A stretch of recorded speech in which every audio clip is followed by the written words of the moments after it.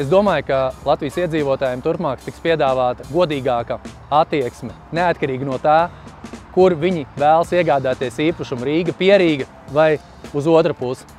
Tas, ko mēs tagad darīsim, piedāvāsim ne tikai mājokļa garantijas, bet arī tiešas aizdevumus līdz 74 000, pirmā iemaksa 5%, ļoti draudzīga procentu likme uz 30 gadiem, nav papildus izmaksas pa dažādām pieteikumu izskatīšanām, tā kā tiešām cerams, ka tas spēs iekustināt šo tirgu.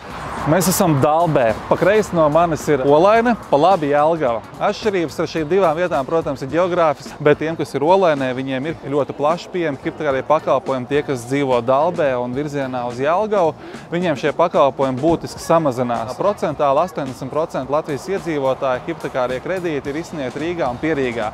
Reģionos 20% visā Latvijā.